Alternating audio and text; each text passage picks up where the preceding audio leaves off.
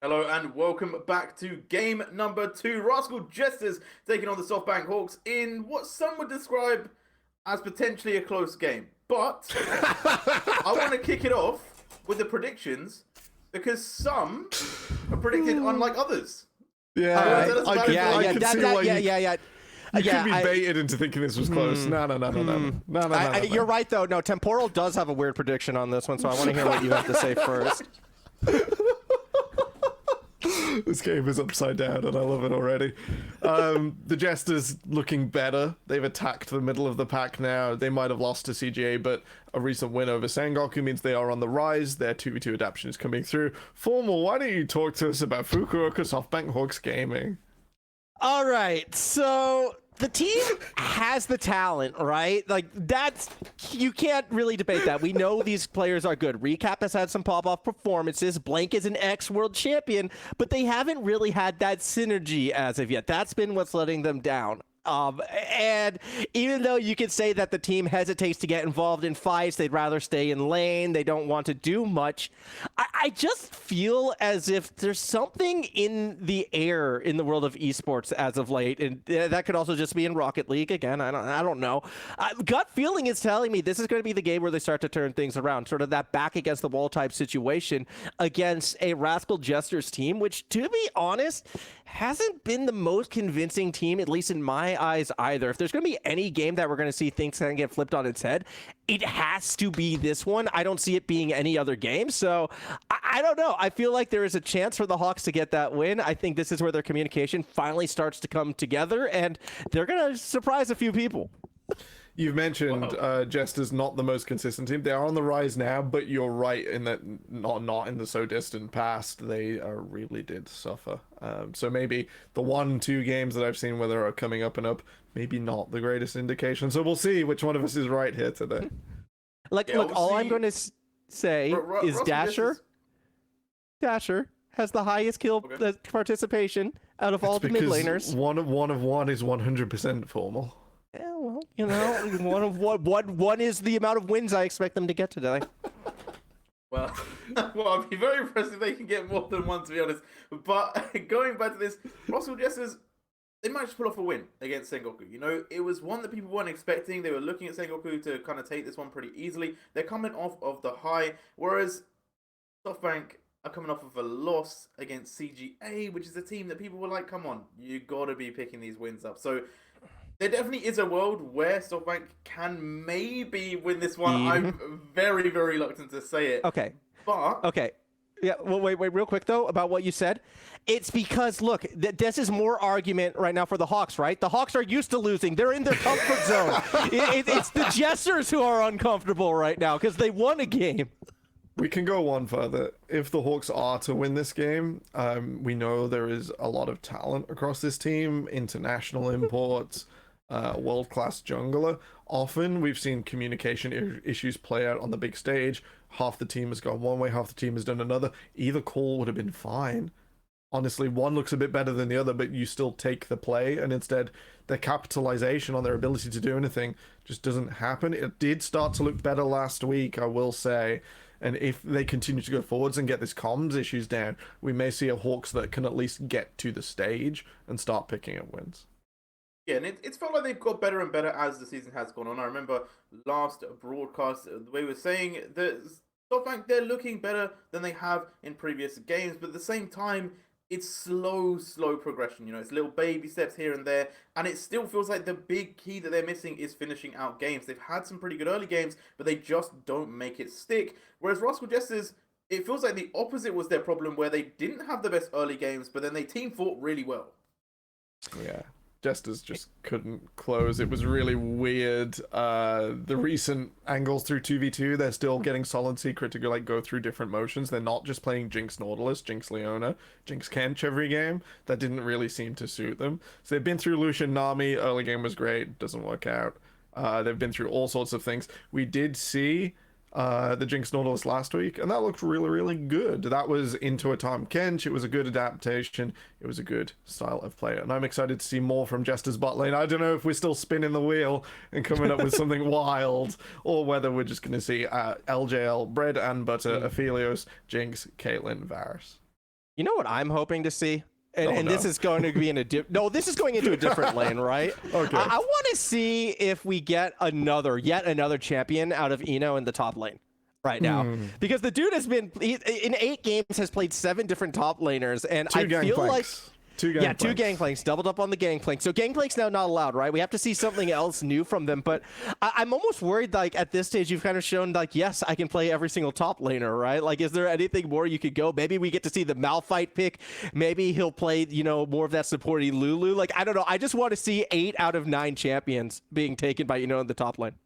It could be exciting. There are some options I can think of today. Don't think he's played the Fiora yet. No, Fiora. I'm sort of doing this all from memory, so I'm struggling with Fiora could come through. Fiora, Lulu, Illaoi, Malphite. freshly buffed on this patch, has competitive applications if your team is angling for it, and with Sol and Secret being the main unit of this team, you know, could definitely get an Illaoi game on, particularly if a tank is early picked for Hawks. It didn't work out, but in my solo queue game, I saw someone try to take a Yuumi top the other day, and like, I don't know, Eno's a pro player, and maybe it'll work better for them. It hurts. It hurts so I feel much. like there was rumors of that back in EU a long time ago. Oh, I feel it like can Wonder be done. was Just doing please, for my sanity. But I don't think that's going to be the play. We've seen some weird tops in the LJL. We did get to see Bard.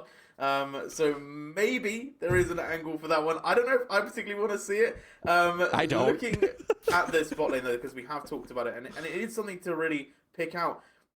Do Hawks kind of just have to play a standard game? Do they have to switch it up? We've talked about the flexibility of Rascal Jester's draft. But is there anything that you're really looking, okay, look, Hawks, Yes. you pick this, you win game. Well, I don't know if it's just a pick. I just want to see more involvement. Marble has the lowest kills amongst all of the bot laners right now coming into this one. And that's including, you know, V3, which is arguably a team or not. So I just want to see him get involved. I don't care who you take in that bot lane. Get active. Get proactive. Play around that bot lane. Blank.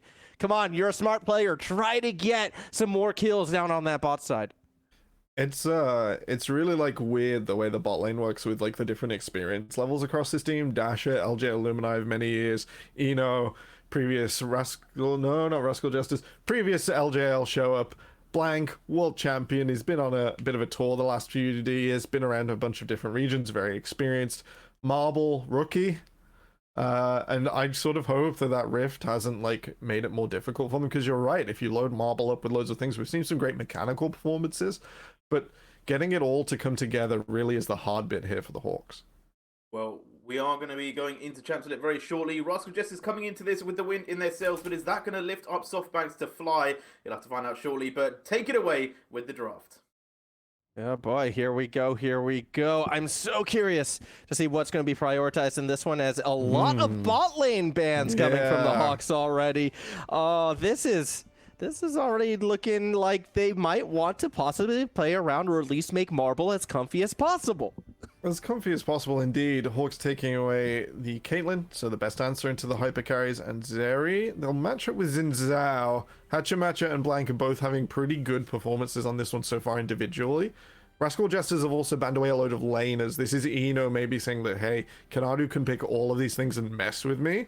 Let's not do that. We're probably going to see the blue one Hecarim. This is an acceptance that long-range AD carries will play a part of this game, and you need target access. I think they're expecting an early Jinx pick here from Sengoku. Sengoku, Yeah. SoftBank Hawks, help! Something. Look, I know, I wish we were still casting Sengoku as well. It's all right, but no, me we have too. the Hawks for this game, as There we do it see. is. Yep, There's the there's the Jinx, just as predicted. So that backline carrying force, and it's always a troubling sign for me when you are pre-picking counters for what you know your opponents are going to take. Yeah, I'm not sure whether this is Jesters throwing the gauntlet to Hawks and being like, hey, you can adapt if you want to, but we know you're not going to do it. The Viego, an interesting adaptation here. This has a really good matchup into the Hecarim in general. If the Hecarim doesn't break the team of Hawks open immediately, he gets taken down, and then Blank gets to use his tools back on the Viego, keep resetting through. If you break the dive in any single way, as a Tom Kench could, as an Aphelios could, being quite hard to dive himself, that Viego can become enabled, and we could see a pop-off performance from Blank here. As we're seeing the Ahri hover right now, I do like the Ahri pick potentially just because of that roam potential, and again, could be more support happening towards the bot side. I'm a little bit surprised, though, that the support isn't being taken at this stage, because I imagine the Jesters are now going to focus some support bans, but maybe it's the mind game. Maybe it's a case of, you know, the Hawks are thinking we want the counter pick on the top side, although I think that's highly unlikely. I still think we're going to see the counter pick now on the support, but just unusual to see it left this long. Ahri strongest on 3 both sides of the draft. That accelerating mid paired in with the top side, something we normally see reasonably early. It could have been the Nautilus there. Pretty good matchup into Tahm Kench. You can get a 2-for-1. You can be a better bully in the lane as long as you stick through the minion wave and then take your chances rather than getting poked to death by Tahm Kench. Roams really well and really matches up nicely against the Frog. And Jinx Nautilus, the classic answer on the last patch, 12.3. To Aphelios Kench. A few more bans coming through. Rascal Jesters maybe saying, hey, we can attack the 2v2 now. That's how we like to play the game. That's completely normal for them. Dasher taking away the best mids that could be taken into the Ahri. The Veigar causing huge issues. Recap has been on a tear with this champion. And what I do want to see here from the Hawks is not only a top side, but something for that Ahri to accelerate. So I want to see Engage in the bot lane, just like you did last game, Formal. I want to see ways for this Ahri, Twisted Fate-like, to get into a lane. She doesn't have to teleport down, but she has to have the tools to finish the gank. Oh, that's why we saw the Rel ban, and I wouldn't be surprised if we see the Nautilus ban right now. Even though it could be... Oh, no, put it down. Take it away, Formal. I'm fuming. I'm actually shocked on this one because I agree with you. I feel like you get rid of that Nautilus, you put your trust in, you know, your top laner to be able to kind of like lock things down just because of that wide champion pool. But no, instead they go for the Renekton. Braum going to be the hover, and that I'm not sure I agree with. All right, just the yet. advantage to Braum here over a potential Nautilus, again, it could be swapped to Nautilus any second, is it does roam better with Blank. So the 2v2, nice, pretty even. Okay. If Blank is going to spend all of his time on this bot lane, which is a huge tell, then the Braum pairs nicely. I believe Viego gets 2 stacks with his passive. Sol and Secret. Oh boy, are we playing for Sol this game? Oh boy, I mean, we're playing for Sol, but I love the Zilean pick. I absolutely love the Zilean pick, and I wish I could break down into in-depth reasons why, to be honest, but, like, I have to admit, this is kind of going from, you know, potato brain right here. I see Zilean win, good pick. No, that's all right. Zilean's super effective against many melee characters.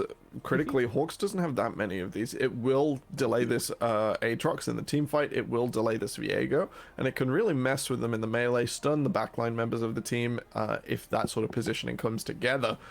Most importantly, it means that when HAWKS finally get that reset, it can be denied. You can take that away, you can revive that person, buy extra time before Marble gets this reset, and allow Hachimacha, allow Ino to take this Jinx apart. Once Jinx is gone, it's going to be on Blank and Kanatu to actually finish this off. The Ahri does not do enough damage unless she gets the resets also. So it's really rough here. I think I favor Jesters, but it's tough. I also do feel like, though, when it comes to, like, the Zilean, and this is maybe a little bit obvious, but the Zilean Hecarim sort of mid-jungle duo throughout that early and mid-game is still one of the most impressive ones that you can find. And against an Ahri who kind of wants to shove in lane and roam, you really put yourself at risk when you're against this lane. And I've seen this matchup a fair bit within the amateur Oceanic scene. And every single time it plays out the same way. Ahri thinks they're safe. They push a little bit too far forward. All of a sudden, it's a weird angle coming from the Hecarim that they're not expecting. Instant speed boost, instant burst, and all of a sudden that is a major advantage going to the Hecarim Zilean. All right, I'm excited. If the Ahri doesn't accelerate, remember we went sort of over it in draft, it's really rough. You've highlighted the Zilean, this Hecarim, able to stop it. Eno on this Camille, I think, is that another unique pick, Formal? I do not believe it is. I'm actually a little sad by that. All right, I'm sad too. They played it twice. It's not only not a unique pick, but it's the second game in a row they played the Camille. Oh, okay. All right. My memory's slightly failing me, but that's completely fine. So we get onto the Rift 4 Jesters versus HAWKS. Let's see, this will peel back in just a moment. What's the level 1 assignments? No craziness like our last game. Boo. Both standard lines of scrimmage, both ways. We will see the ward in the bottom side here from Secret. This is checking out for some 2v2 cheese. If the Braum gets that level 1 passive, Jinx's machine gun, enough to just command the 2v2. You have to get that passive down at melee range, some brush trickery involved. Instead, nice and calm here. Is there anything you're sort of looking forward to, Formal? Anything you see playing out? You highlighted the Zillion Hecarim. Is there any sort of special rotation or timing that you're looking forward to on that? I mean, again, I want to see what Hachimacha actually does on the Hecarim in regards to that mid, but I also want to see how Blank sort of reacts to it, because yes, that is a strong matchup, and it works in the amateur Oceanic scene, but that's because we're talking about Oceania.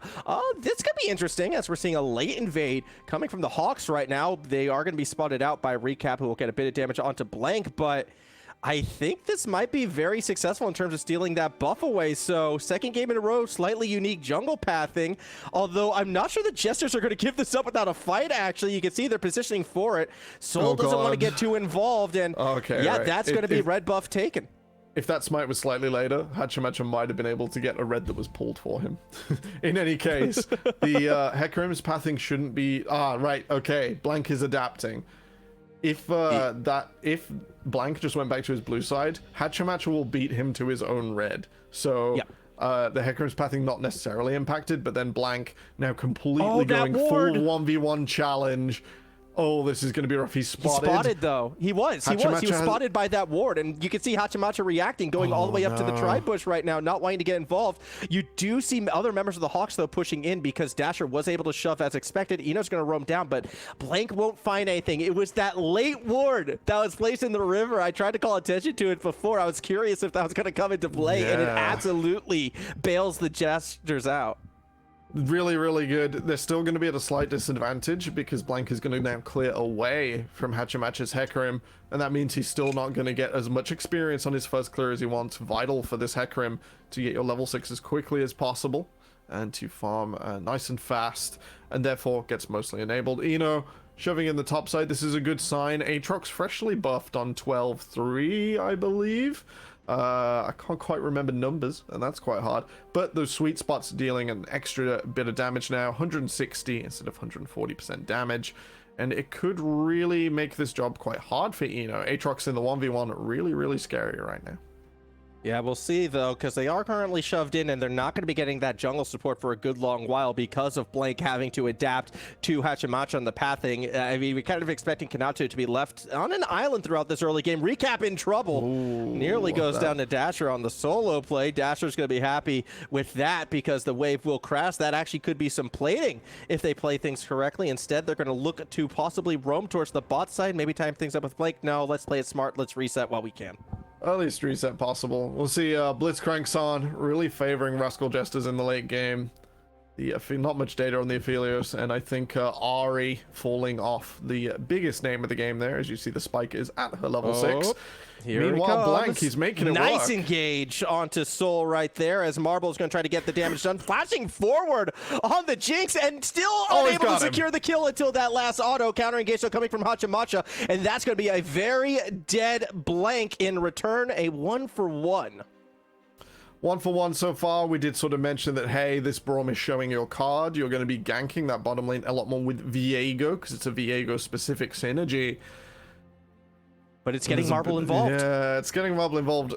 Rascal Jesters will hold the wave, so it's not the end of the world. But you're right, it's getting Marble involved. It's getting them across the map. We'll sort of see how this plays out. Blank comes in. Rascal Jester's right up in the lane. They sort of are only thinking about this being in the top side. Blank's still not clearing his jungle. Soul will get stunned the exhaust, meaning no damage goes backwards. Most importantly here, I think Blank misreads this slightly. He gets the reset. He's got the red guns. This is optimal. But there's no scaling, there's no items. When you steal an AD carry as a Aphelios, you're expected to come back and do some damage. Not the case at 4 minutes into the game. It's a little bit of overextension from our Crown Prince. Does get it one apiece. They needed the kill. He needed the kill. Slight lead to the Hawks. It's not the end of the world just yet. Most importantly, Blank probably quite far behind on this jungle now. Needs to actually rotate his camps. Yeah, Blake, I think will be able to bounce back. But honestly, one of the things I'm happiest when it comes to the Hawks, though, is how committed they were to the play. And that's something we've been critical of them in the past. Is like sometimes they don't feel on that same page. The moment we see Marble flashing forward tells me that's probably something they've been working on. And when Blank says go, whether it's maybe a little bit over aggressive or not, the team is now starting to go and follow it up. And you were the one who said, sort of in our pre-discussion beforehand, you feel like Blank makes the right decisions. The team just isn't always there for them. Well, early in this game, that's not the case. Nice sidestep from Recap to avoid the charm, keeps him alive. Just a little bit close there for a moment. Our time wizard, it doesn't do a lot in the early game. Just clears waves. Bit of a CS deficit now as Dasher keeps keen to push him under the tower. And it will allow some priority onto this dragon. Hachimacha is in the area, but still level 4, put behind by that pathing. Blank has already been out on the map and is even in CS. We've seen this before. We've seen this before. I think we're going to see a few repeats of this. Oh, Soul could be safe this time around. They don't warrant it. And yep, good little reactionary play this time by the Jesters. They did kind of sense it coming, and I think we're going to be seeing that play a fair bit throughout this game, and I'm sort of waiting to see how the Jesters are going to try to play proactively in response, and this could be it, as we see Hachamacha having a little run in. Secret gets to the backside, but Blank stuck around and is trying to cut Hachamacha off. It's not going to do much good, though, because Marble is jumped upon with the Ignite, will go down. Fight continues along. Blank may have got a bit too deep for the second time. Now his Secret slows him up. Hachamacha secures that kill. Disastrous counter gank for the Hawks. A huge advantage here for Rascal Jesters. A bit of a calamity of errors, a little unplanned action from SoftBank Hawks. They had already reset Blank. He was about to finish. Hachamacha thought he'd counted down the 8 seconds, but Blank slightly late on the recall. Does join back in the fight, tries to attack Hachamacha directly. We'll sort of see it as he comes in here. Hachamacha comes around the tri-bush. Blank late on the recall, and even though Hawks are all the way up, they really don't want this fight. The Tom Kench are able to get in, and the Hawks are truly split. Cooldowns onto Hachamacha only delay him and don't stop him, and now Hawks are up front in a 2v2, no cooldowns. And the beautiful thing about Aphelios, you can just hold on to those guns, hold on to those cooldowns, play it forwards, and with that, Rascal Jesters are well and truly enabled in the spot lane. The gold has swung back around, and it's going to get more and more difficult for the Hawks to keep taking that bot lane play when Secret, when Sol get bigger. It just made the life so much more difficult for the Hawks as well. And this could be the second game in a row, I fear, that kind of gets determined by a bot lane misstep coming from the team that winds up losing this game. But we'll see where we go from here. I am liking how proactive Blank has been, but it's a different kind of proactivity than we saw in our previous game. Blank is kind of trying to focus more on objectives, focus more on visions, invading where they can. And I think this is sort of the smarter approach in this matchup. So far, it's kept, I think, the Hawks in it a little bit more, because we're not seeing a team pull out desperation at pre-10 minutes. The ganks have been less committal from Blank. When we've seen him go bot, he's cleared his whole jungle, he's got around, he's disrupted Hachamacha, and then gone to bot lane with nothing to lose. The problem is they haven't had a lot to win so far. And even though the sort of objectives were the focus and that he's got out of his jungle, both of them still enabled, all still on the map, and he's still not quite got as much presence as this Hecarim. They've made the ganks work, but then they've been turned back round, and it's really the struggle here for Blank. This was spotted. This was spotted. Okay, yeah, they're out on the side. If they're going to make these objectives work, Midnight, I really want to see something more decisive, more committal from Hawks. Wrong Australian caster. Sorry, Formal. First time casting with you, and I miss Midnight. I haven't spoken to him for a while. No, I see how it is. You'd rather be with Midnight. That's all well and good. I would rather be with Midnight as well. You're both my favorites. No, it's all good. But yeah, I do agree though right now, whereas like the pace of this game has kind of slowed down, and it's because the Hawks, they've been a little bit less committal. When they are making committed plays, as we saw right there, they were spotted out by the Jesters due to that ward that was kind of placed right there in the river. And because both teams saw each other, we don't see a fight. I liked how the Hawks though are still kind of feeling out the Jesters though. They're thinking maybe we can make this happen. They've not given up yet for sure.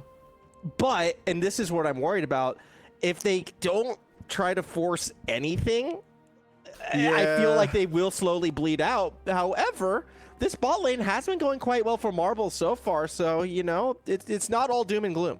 It's not all doom and gloom for sure. Marble, the benefactor of a Blank's play on the bot side, even though it hasn't left Blank with a lot.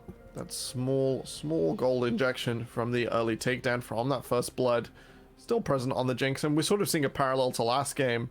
The supports are out on the map trying to make something happen. The Jinx stays in lane, keeps farming, able to attack those towers so well. I'm so happy that the cross map comes through. The Hawks haven't given up just yet, and even though this will get Crash and Sol will be able to take down the T2 potentially with Hatchamacha coming around the side, the Hawks are doing things. They've taken the dragon, they're going to cross map, they're going to attack Eno. Yeah, but they're not really winning, I would say. I mean, that bot tower is still standing when 2 towers have fallen, and they don't even find the kill on Eno, who could just hook shot away. The tower is still standing by now. Okay, it's going to die to this wave. Surely. Yeah, but you're at what cost? at least they've made the cross map. Eno's walking back. No way. The hook shot will be available again. It'll be fine. Yeah, don't worry about it. Well, no, I thought Eno was going to go in. I thought Eno was thinking maybe I could save this. 3v1, let's go. I think Rascal Jester's just going to bide their time a little bit more. The gold swung back again. So the Jesters just have that small lead. Nice and easy. Compositionally, we're a bit worried. Dash's Aria, we spoke about the name of the game being Acceleration.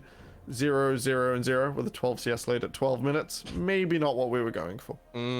I mean, again, it's hard to press forward and accelerate your lane when you have the threat of the Zillion Hecarim at any given moment just kind of able to pop you, and unless you can properly track Hatchamacha. Unfortunately, it's just hard for Dasher to really force the issue, and we're getting to that stage now where the wave clear is going to start to come through for recap, and it's going to be that much more difficult for Dasher to find avenues to sort of force plays from that mid lane. Although, with the bot lane cracked open, now we should be seeing Dasher actually look more towards the side lane, so we can see Dasher already on the top side right now where that tower was destroyed, and now I feel like we're going to see Ahri start to accelerate a fair bit more. Well, I hope so. Time running out here for the Ninetale Fox. She has to do more things before we get to the stage where Rascal Jesters can do this sort of make a pick, then take the front to back after. That first reset denied for the Hawks, no matter what they do. Will be a further question of Dash's skill on their signature pick, I believe. And yeah, more and more difficult as the game goes on. Most importantly, a bit of a CS lead in the top lane. Kinadu definitely taking it to Eno in this matchup. It is quite tough for the Camille to stay even. And then with the way Eno was weak-sided against 3, that's only been exacerbated. So potentially this Aatrox, a way to pick up multiple kills in the team fight, enable his teammates, and go forwards from there.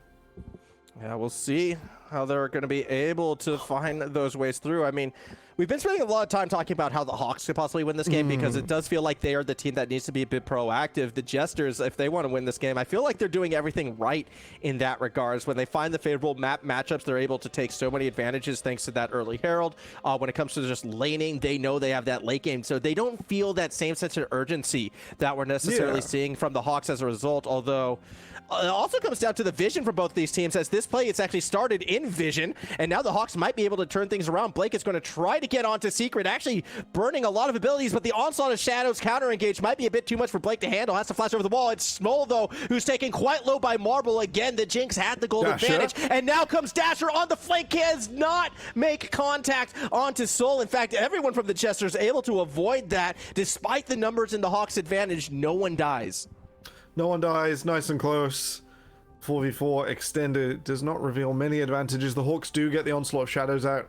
A slightly misplaced exhaust onto Secret as a slow only could have maybe been better used as that Onslaught of Shadows came through. Maybe should have been expecting some reinforcements for the Jesters as they assembled their numbers and came together. This is a bit of a worrying sign. The Hawks in the pick were only able to get Tahm Kench's flash out. They've traded a lot for it. And even though they get 3 ultimates for 3 ultimates, it's maybe not what we're going to see. We have to see concrete advantages a formal. We have to see it feel good. Yeah, I mean, I'm actually surprised Sol was able to hold on to Flash through all that, because everyone oh no. So that's what happened to Eno's Flash. Good to know, because I was about to say, well, they got Eno's Flash as well, but wait, Eno wasn't in that fight. Eno was alone. What happened? Maybe frustrated, thinking there was a bug, hit the other summon spell. No, I think they meant to click teleport. I think that is a legitimate. I meant to push the F key, because Flash belongs on F, right? The best players in the world play with it on D. I play with it on F because it does belong on F. Formal, you're correct. But Yeah. Faker, disagree apparently. Well, yeah, Eno just fail flash though, thinking it was on F. So I don't think Eno should be taken into consideration for that right now. As we see Blink kind of poke at Secret, don't want to commit to this fight right now. Smart move. Recap was waiting in the wings, but that does mean Dragon Control will be going to the Jesters, despite the Scuttle Crab being taken in favor of the Hawks, who in return, well, they're going to look towards topside. They're going to look towards that Rift Herald. They are not going to be giving up objectives for free. No, the cross map comes through. The priority there for Rascal Jesters when they've got that minion wave under the tower and Hawks have to answer it means they get to choose the Infernal Dragon. So they will know what they've done here. They will be able to get back in slightly faster. The Hawks not quite ready after the cross map. Will mean the T1 falling as well. That is Jesters. Watched it. Yeah, they just had to look and stare. Unfortunately, it reminds me of like back during olden days when people would like show up to what I'm talking. When I'm saying olden, I'm talking about American Revolution, when people would show up to watch the muskets reload on the hill. Fair enough. They'd just be like, they're about to shoot us. Oh no. The wave clearing Dasher still in top lane, a little bit slow there to maybe not expect the Jesters to just walk back in and take that one. So a little unfortunate. Would like to highlight Eno has caught back up in gold now. Kanatu having to go with his team, not being on the split map instead. That means that there is slightly more CS now for Dasher, slightly less for Kanatu. We'll see if that matters in the coming minutes. Where the Hawks put their advantage could be the big thing in the next fight. It determines who Hachimancha has to dive on in addition to Marble, and it's going to create a few more questions that could be the Hawks' way back in. Yeah, I mean, the Hawks have done such a good job in sort of, I guess, maintaining this game despite those early advantages lost. But again, we go back to the point when we get later and later into this matchup, can't help but favor the Jesters a little bit. And what's good sign for the Hawks is the fact that Kanatu actually has done a good job in terms of that Aatrox versus Camille matchup for the time being, has been able to get that CS lead, has been able to sort of do quite well in that regards. Unfortunately, the two topside towers being gone will start to translate into sort of an easier role for the Jesters to get that deeper vision and start playing around the Baron. And that's when the Hawks, I feel like, are really going to be challenged. It is. They have a really powerful tool to answer it, though. We only have one hull breaker in this game. Eno not opting to go for that. They want to one-shot to Marble or contribute to that. So instead, they've skipped the hull breaker. They won't be playing the sides again in a losing matchup against the Aatrox. And instead, they're going to take it to the fight. So Hawks, with Kanatu's teleport, have that extra piece where they can say, right, we're going to sit him in the side. We're going to get Dasher sort of on the front line, sort of as a conditional can come backwards, only burning an ultimate maybe, instead of a larger cooldown. And with that, the Hawks can play chicken around Baron really well and put the pressure on Rascal Jesters. It's going to take, maybe not as much as some other top laners to clear that super creep out, because the true damage from Q completely cuts through the hull breaker bonuses. But if you can't get on the wave, it will still be advantage Kanatu. So we're looking to the split push as potentially an answer here for the Hawks. We'll see if they're going to be able to establish themselves forward, as for the time being, we can see the Rascal Jesters actually looking for a bit of an invade. But again, the vision game has been so strong for both these teams, I feel like. We're technically in a lull state right now, and they just keep going. And it's been a long lull state, although that might be broken up here. Hachimancha gets kind of spied upon, but Hawks don't realistically pull the trigger just yet. The Hawks really are lacking a lot of go engage tools. Yes, you have the Glacial Fissure. Yes, you have the Charm out of Dasher. But there's been a few times where it feels like the Hawks have actually kind of spotted the Jesters out of position, but have had no tools to realistically engage without great risk for themselves. I've seen 3 or 4 times this game where that Nautilus we mentioned in draft that surely should have been locked in on 3 or 4 really would have tied it together for them. It would have made those earlier 2v2s in bot lane, or 3v2s, 3v3s, much harder, because that extra synergy with a blank wouldn't have been there. That's a risky path, Soul. Yeah, so Soul's about sending a message right now. Knows he's on vision. Saw that ward go down a few minutes earlier. We'll see the Rift Herald now as well. This is going to be a slow fight around mid. Baron is coming up. Everyone's showing up. Do we fight over this Rift Herald charge? I think we do, because Hachimancha just walked straight into the Hawks, and all of a sudden the Hawks are thinking, wait, we have the health, but at the same time, Herald goes down before it hits the tower, and then the Hawks back away. Well, did wonder sort of where that was going. Without the direct engage paired with that Rift Herald, not a lot happens, and it's just on Rascal Jesters to burn some cooldowns. The Devour keeps Hachimacha out of too much danger for his health bar to deal with. And we're just going to go back to recap minion wave duty. Not a lot happened.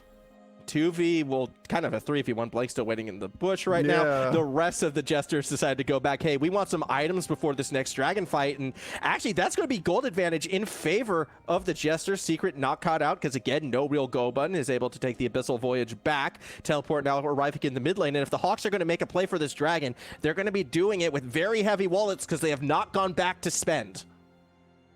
It's going to be difficult. It'll be difficult. The dragon on the approach. It is the Hextech Soul, so it matters quite a lot for both teams. The charm goes wide. I did think it was ambitious. Secret walking forwards.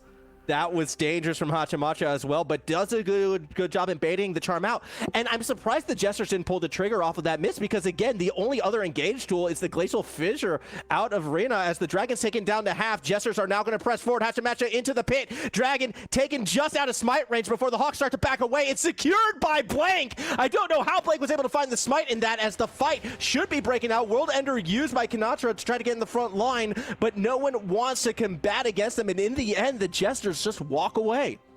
They can manage to get away this time. Blank from the fog, the mist, the invisible man smites down the dragon. Was just out of vision of Hachimacha despite Hatch's better position on the dragon itself. Both of those teams were dying for a direct way to engage. It was just, it was a bit too much. Neither team can pull the trigger without a huge cooldown. We're looking at Dasher flashing forwards or ulting forwards. We're looking at the onslaught of shadows. Outside of that, I am dying for a dredge line this game. So am I, but I'm a little bit surprised Hachimacha didn't pull the trigger on the Onslaught of Shadows. Again, the moment you see that charm miss, I feel like you have unabided access to that back line. But it's kind of, as we said before during the pick and ban phase, Blank is the one who can sort of disrupt it and kind of put it into turmoil. And it's really hard, I feel, for Hachimacha to be willing to just sort of put themselves in harm's way in these situations. But that's what surprises me, because you have tools like the Zillion, the Tom Kench, you have escape capabilities if you're not reliant on yourself. But it feels like that hesitation is kind of costing the Jesters a little bit from taking fights that I feel like they want to take. They do want to take them. The problem is you've still got Rhino on this Braum, and even with no cooldowns used, if the Braum stacks the passive, that dive can be lethal for the diver. They could get stunned, they can lose all their agency, and it might be too difficult for the Zillion, for the Tom Kench to pull them back out of danger. So there is this really, really tight balancing act between the teams where both want to conditionally come forwards, but as you do, your target is Tom Kench devoured away. It is stunned up by the Frostbite. It is potentially disruptible on all fronts, and in that chaos, Blank could thrive. So Jester's especially nervous of engaging here. This is why I say Tom Kench is the most boring champion. Either way, Dasher tries to connect with the charm, but isn't going to find it. Yeah, I said that. I'm not going to try and sneak that one through. Tom Kench, most boring champion. He denies a lot of excitement, right? It can be exciting when the full engage comes through, and it's like, and from the jaws of death, he's taken away. But by not using that cooldown, Secret just makes us all wait, and just denies the ability to come forwards for the Hawks in this game. Notice we mentioned the single hull breaker having a big effect here. We now see Kanadu on the bottom lane on his little lonesome, asking Nino whether he wants to come and dance. This dance around the Baron, crucial. Jesters are having none of it. They're starting up right now. Hawks coming forwards are on vision. Teleport from Kanadu. There is no direct way to engage, remember, but the Hawks have to come forwards eventually. But all they do is just kind of position themselves, and the Jesters walk away.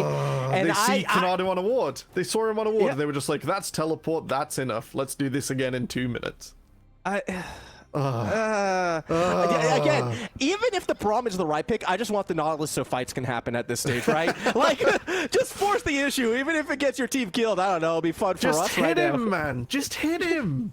Just do something. No, this has turned into a very interesting game of chicken, though, because, again, the Hawks have been a team that have struggled in lighter terms to kind of have any real impact. But we're now 25 minutes in this game, only about a 2K gold differential. The Hawks, they're still very much in this. Like, this is one of the closest games we've actually seen from them, and that's because of their team composition just forcing, you know, indecision and hesitation from the Jesters. If they find that one pick, right, if Dasher hits that one charm, just kind of goes a little bit crazy, as Dasher has done in the past, finds that one charm, and the team is there to back him up, all of a sudden, this could be the Hawks game.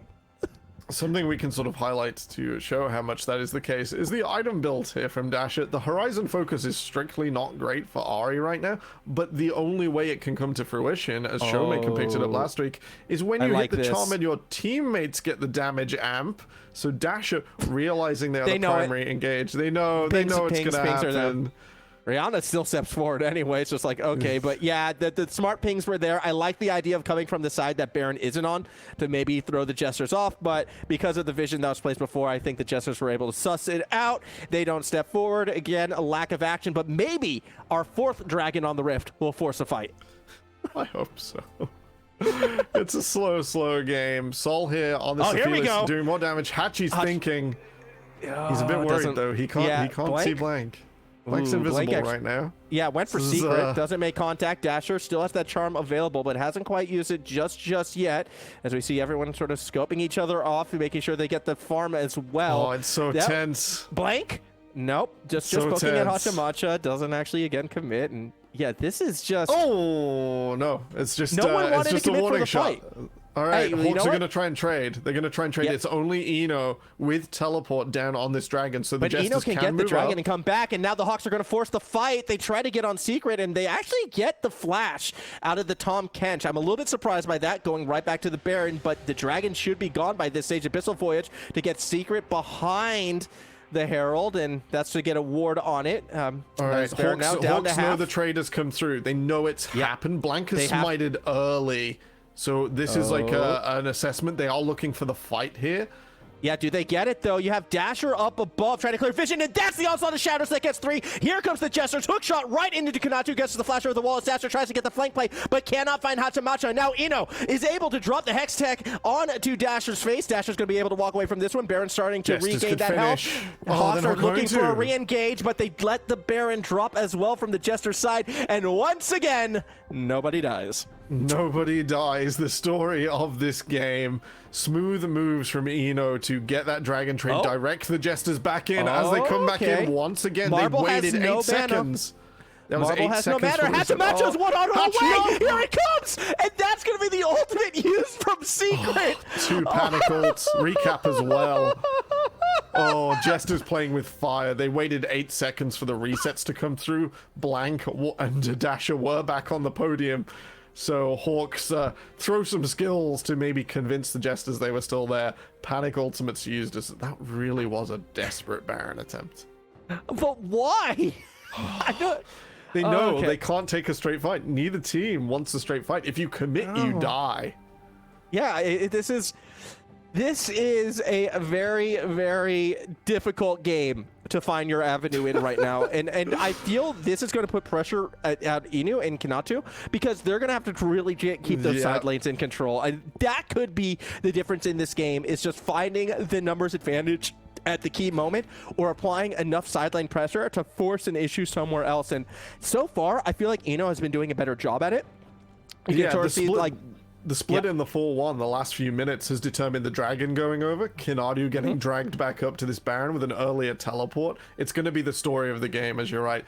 Either team that manages to execute slightly better, or maybe just says, actually, I'm not going to come to you, this is bait, more and more times as the fights just don't happen formal. No fighting allowed. This is we got so much action at the start of the game too. There was 4 kills in the first 5 minutes. It was looking good. Fireworks in the bot lane, and then nothing since. But sometimes you want to play chess. Instead of chess boxing, it's proper chess. As we do watch the Hawks again try to get the mid lane push, but there's only 1 caster minion, so that's not going to do much. They walk back towards the Baron. Jesters aren't going to fall for it.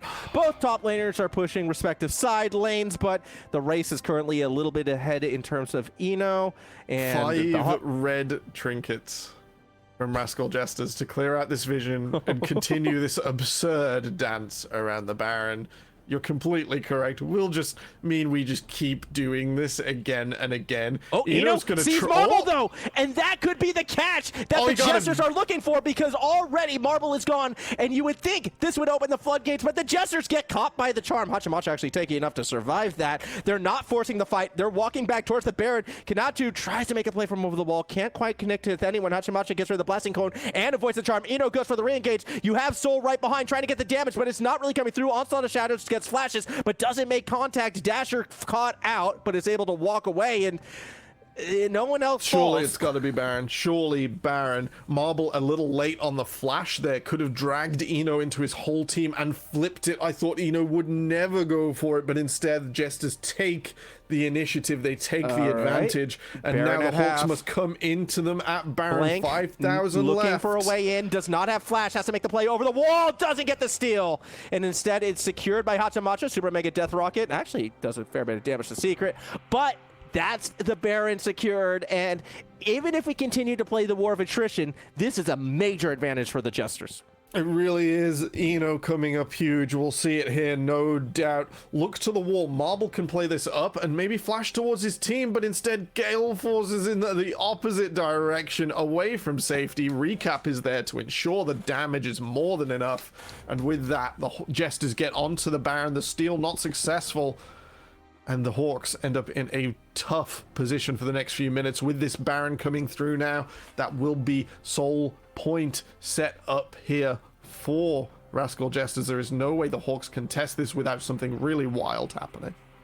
Yeah, we'll see what happens. I mean, the Hawks, they're just kind of forced back right now, and this is where I expect to see that sideline pressure really come in an advantage as well.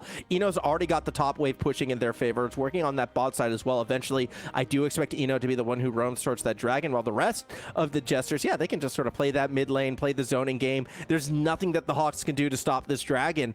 More power to the Jesters right now. They're taking good use of this Baron. I can only see the Aphelios here for Sol being more and more enabled as time goes on. The 2 damage composition here from the Jesters has truly come online. Eno is in that position now. We spoke of them having a disadvantage, earlier on. Now enabled to pick up Marble, and with that can finally find some way to break this stalemate.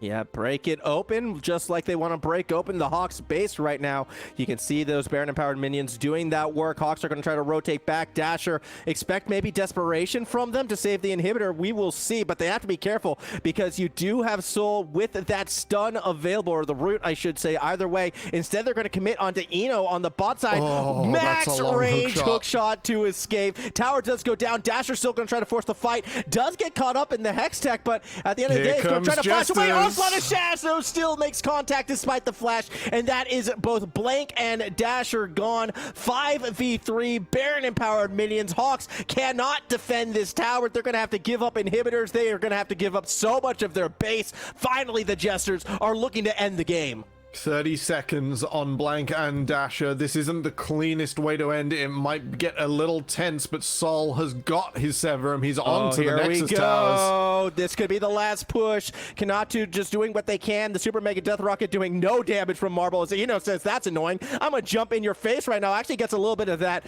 fountain laser. Nexus down to a quarter, but all of a sudden the Hawks are pushing him back. Soul, though, full health, is actually looking for kills instead of the game. Does find a way to take out Marble before the Nexus explodes, and hey, Brazil scoreline once again. Rascal Jesters win. Rascal Jesters win. A tense stalemate for both teams, but RJ more confident in their macro, in their pivotal calls, able to push it over the line, pick out key pieces of the Hawks composition, attack them directly, and with that, from a long stalemate into a quick victory here for the Jesters.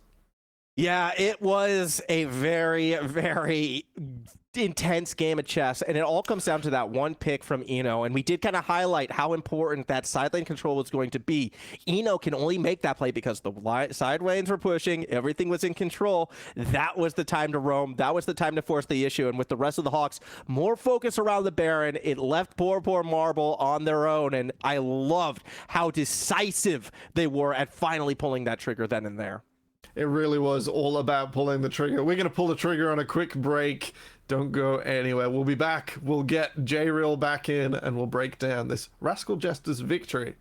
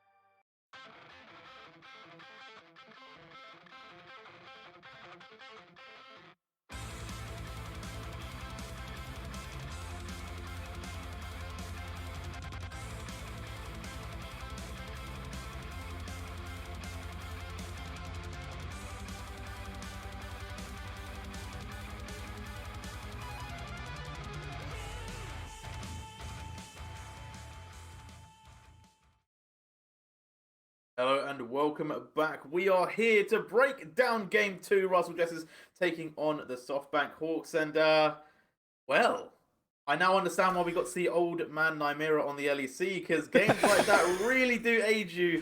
And, yeah, a lot of close fights, not a lot of kills. It was a little bit of a strange one, but Fulham will break us down that early game. It seemed like it could have kicked off with a spark, but it then kind of just fizzled out.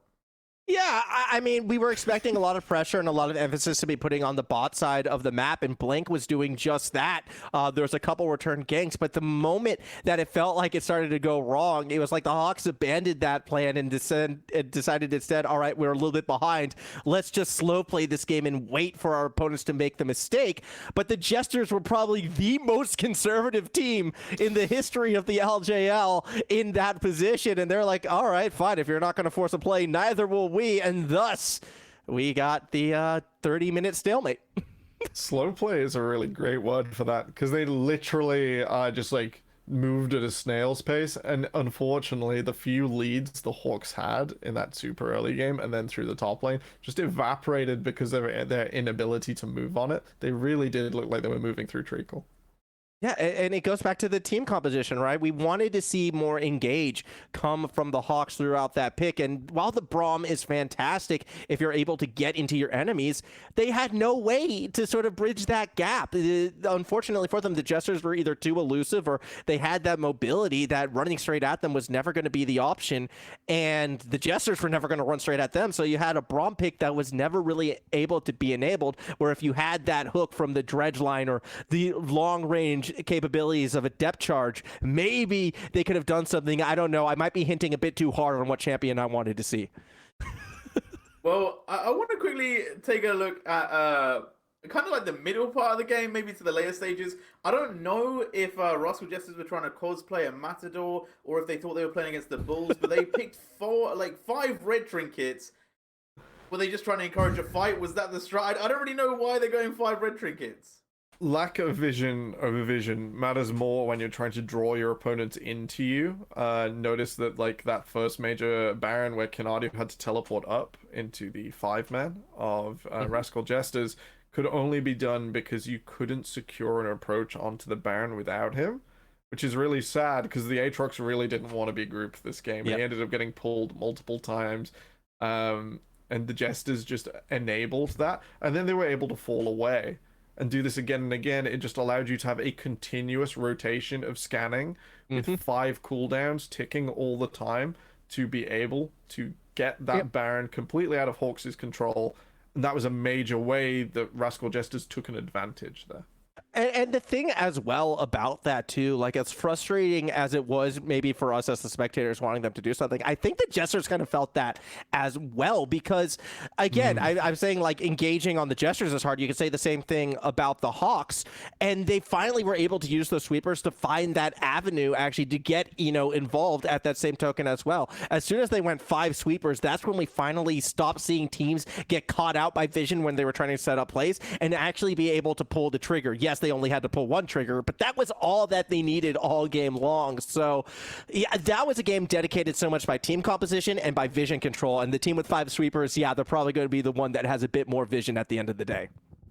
Yeah, and I kind of want to just say, you know what, SoftBanks, you need to go take a trip to Brighton, you know, because you need to channel your aggression. You need to channel your inner seagull into these games, because if you've ever, I don't know if you've ever been to Brighton, but there's some aggressive seagulls trying to take your chips. This is the down nichest like, reference. I think the SoftBank Hawks need to channel their inner seagull, pick up the aggression levels of it, and try and take the games away. I challenge that.